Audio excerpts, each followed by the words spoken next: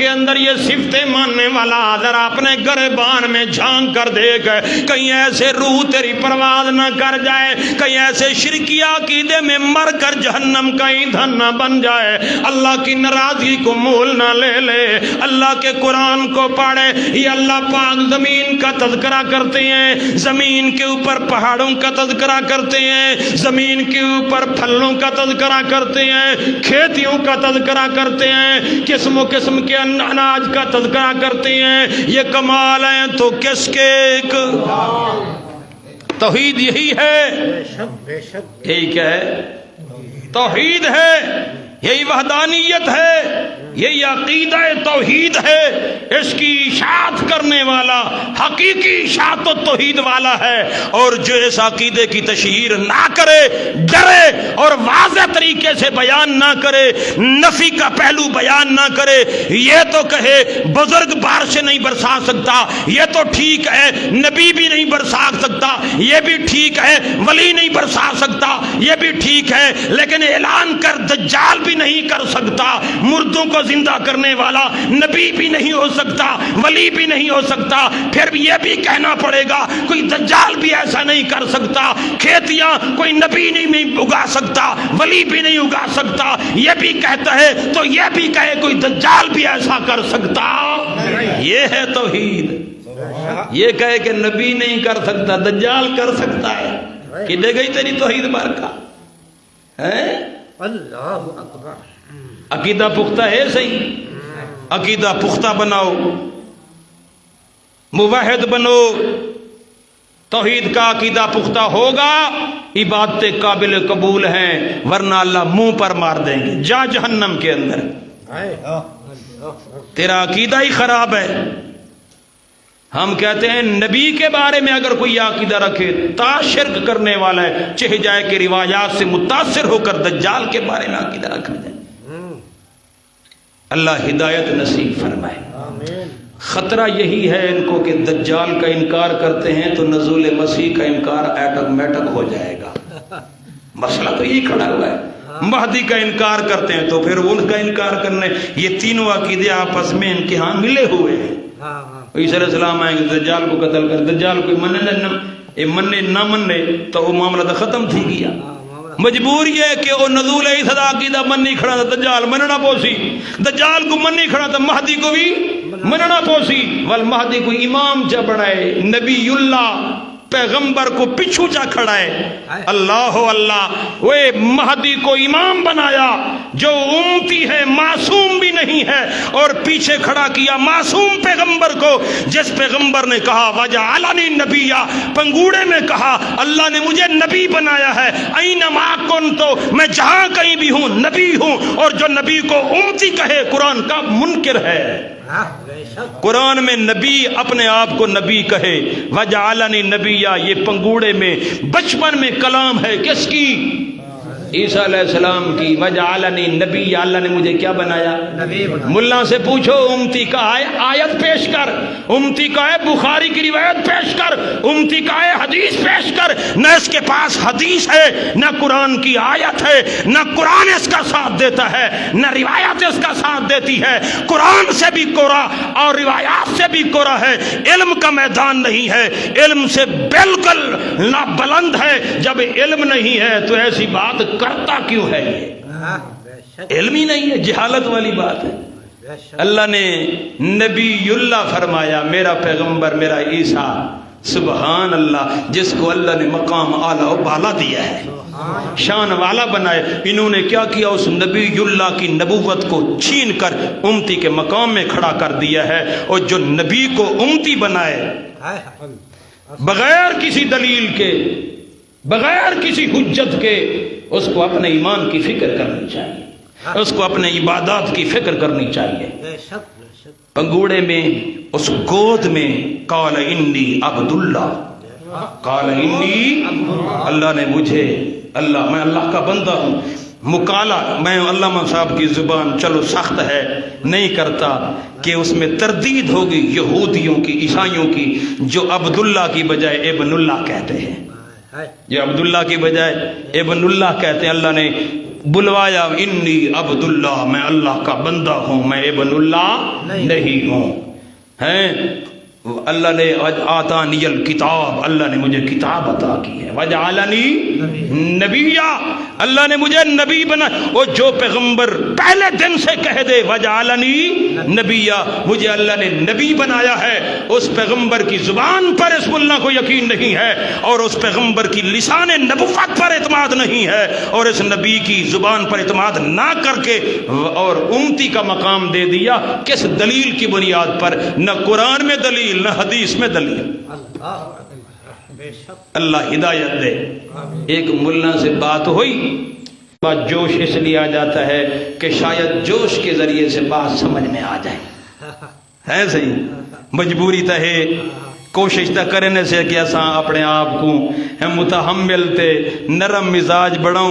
لیکن بہت افسوس کہ جب جہالت کی باتیں سامنے آتی ہیں اور جاہل لوگوں کو لوگ سٹیج دے دیتے ہیں، جاہل لوگوں کو پھر امامت کا مقام دے دیتے ہیں، تو پھر بڑی کوفت ہوتی ہے، پریشانی ہوتی ہے کہ خدا را جہلا کو اپنا امام نہ بناؤ، اور خود علم حاصل کرو اور قرآن کا دامن پکڑ لو.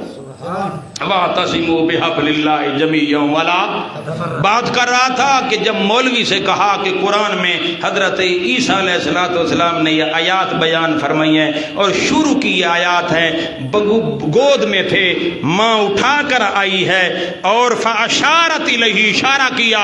عیسیٰ علیہ السلام نے یہ ساری کلام کی ہے کہ اللہ پاک نے مجھے اپنا بندہ بنایا ہے، مجھے کتاب عطا کی، مجھے نبی بنایا، مجھے مبارک والا بنایا، میں جہاں کہیں بھی ہوں گا برکت والا بھی ہوں گا، نبی اللہ بھی ہوں گا، جہاں کہیں بھی ہوں گا میں نبی ہوں. اور پھر یہ بھی فرمایا اوصانی بصلاتی وزکاتی ما دمت حیا، اللہ پاک نے مجھے حکم دیا ہے نماز پڑھنے کا، زکوٰۃ دینے کا جب تک میں زندہ ہوں. جب یہ بات آتی ہے مولوی کے پاس جواب تو نہیں تھا.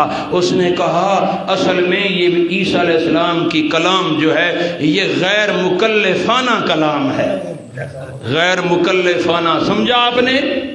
العیاذ باللہ، العیاذ باللہ، یعنی نعوذ باللہ کہ وہ بچے تھے، ان کی بچیوں ان کی بات کا کیا اعتبار ہے؟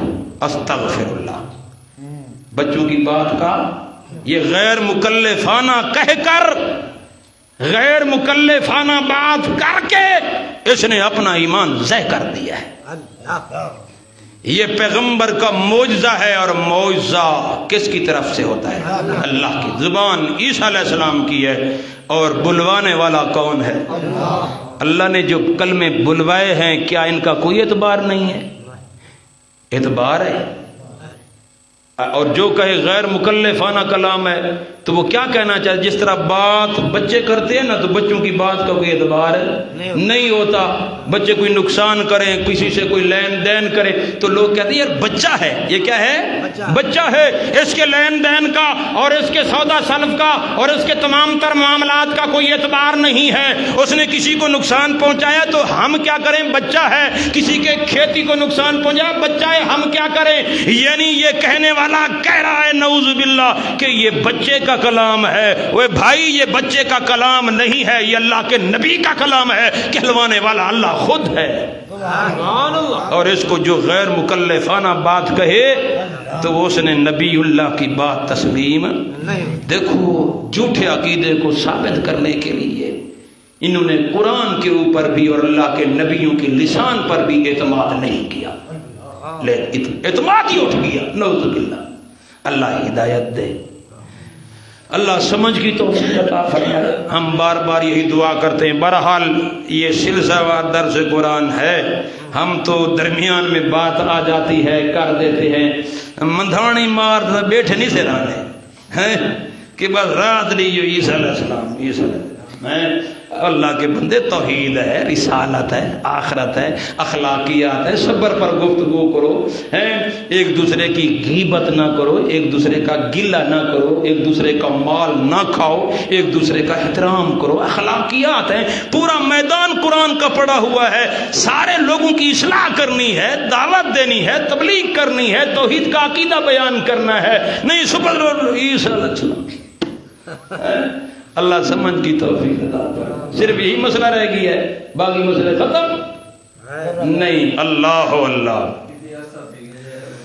جی بس مولویوں کو اتھا کر مہربانی ایوے آ چکے ہو تو عیسی علیہ السلام بیان کرو۔ مولوی پریشان یار کتنے بنجمائے ہیں 20,000 25,000 دیتی کھڑا گال تو مننی پوسی میں کو اگر انہیں دی گال نیم ہی منے نا تو 25,000 میرے کھرے نہیں تھیں دے۔ اللہ اللہ تو جتا ملن 25,000 تا مولوی دول دل ڈب ڈب تا کرنے نہ سہیں۔ اللہ سمجھ کی تو میں اہل علم حضرات کے بارے میں بات نہیں کرا۔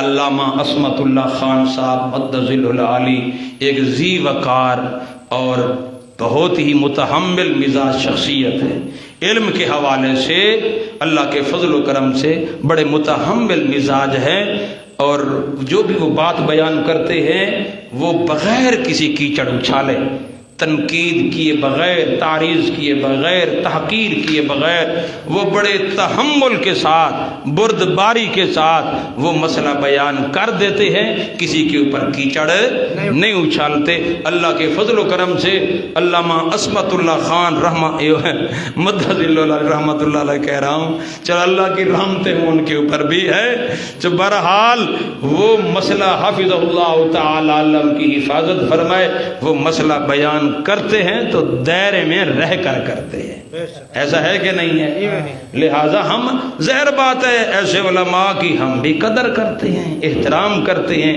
ہم ان سے استفادہ بھی کرتے ہیں، ان کے بہت سارے کلپ آتے ہیں، بڑی بڑی اچھی اچھی اور بہترین نصیحت کی باتیں ان کی ہوتی ہے۔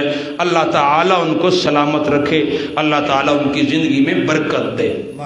بہرحال یہ باتیں میں نے عرض کی، اگر جذبات میں کچھ باتیں ہو گئی ہے تو اللہ تعالیٰ مجھے معاف فرمائے۔ معافی تو منگنی چاہیے نا اللہ سے، متن کہیں کو تکلیف پہنچی ہوئی ہوئے تو اللہ کو معافی مانگے تھے، بندے کو مانگتے تھے یار ہماری طرف سے کوئی ایسی بات ہو گئی ہے تو ایک ہی ہاتھ بدھی بیٹھا ہے، دونوں ہاتھ باندھ کر ہم معافی مانگتے ہیں، لیکن قرآن کی بات ہے ہم اس سے دستبردار ہو سکتے نہیں، ہمارا سایہ بھی ہمارا ساتھ نہ دے تو ہم پھر بھی قرآن کا دامن چھوڑنے والے نہیں ہیں۔ قرآن حق ہے، اللہ سمجھ